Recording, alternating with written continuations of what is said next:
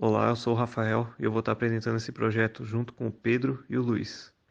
Para fazermos esse projeto, nós usamos um dataset que selecionamos pelo site Kaggle. Esse dataset é o Relatório Mundial da Felicidade. Esse relatório foi feito a partir de uma pesquisa feita em 156 países e publicado pela Rede de Soluções para Desenvolvimento Sustentável da ONU, em que pede para as pessoas avaliarem a qualidade de suas vidas com uma nota de 0 a 10. Nosso objetivo é mostrar como dados como PIB e corrupção podem influenciar na qualidade de vida e, consequentemente, na felicidade de seus cidadãos. Bom, e por que nós escolhemos esse dataset? Nós passamos por outros datasets em que não era possível estabelecer uma relação entre os dados, seja porque eles eram somente imagens ou continham somente variáveis do tipo object, até então encontrarmos este que se mostrou uma melhor opção para conseguir relacionar os dados. Nós definimos 6 variáveis que potencialmente influenciam o bem-estar geral dos cidadãos. Originalmente elas eram 8, mas nós selecionamos as 6 que funcionam melhor para esse propósito. Elas são PIB per capita, suporte social, expectativa de vida, liberdade para fazer escolhas de vida, generosidade e percepções de corrupção. Agora eu vou falar sobre análise de dados. Neste primeiro gráfico, podemos ver o score de felicidade dos 5 melhores classificados em vermelho e dos 5 piores em verde.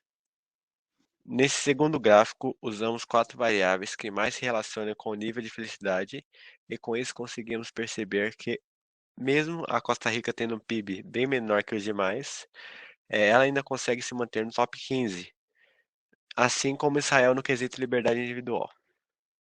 Esse terceiro gráfico é um gráfico de correlação.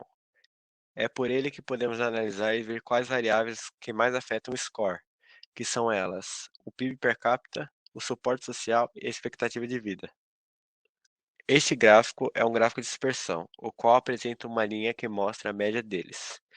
Por exemplo, no gráfico de cor verde, podemos ver quanto maior o GDP per capita, maior a expectativa de vida. Neste último gráfico é uma representação de um pair plot, onde cada coluna é uma variável do dataset comparada com outra variável, e juntamente com a target, podemos classificar um país como feliz ou infeliz, como podemos ver no gráfico. Agora vamos mostrar alguns testes que buscam determinar se a população de um país é feliz ou não, através de propriedades que mostramos anteriormente, como PIB, expectativa de vida, percepção de corrupção, entre outras. Realizamos esses testes utilizando 4 diferentes algoritmos na linguagem Python, e assim podemos descobrir a acurácia de cada um e qual deles é o ideal para o nosso dataset. O primeiro algoritmo é a árvore de decisão, que obteve 85% de acurácia. A árvore de decisão consiste em uma série de afirmações que, caso sejam verdadeiras em relação aos dados de um país, fará o teste prosseguir para a esquerda, começando por cima. E caso sejam falsas, ele prosseguirá para a direita, até chegar no final, onde ele vai obter uma afirmação definitiva se um país é feliz ou infeliz. Aqui temos o KNN, que obteve 94,80% de acurácia. O KNN funciona comparando a proximidade dos dados de um país em relação aos seus vizinhos. Uma boa representação do seu funcionamento é esse gráfico, que utiliza duas propriedades no eixo x e y.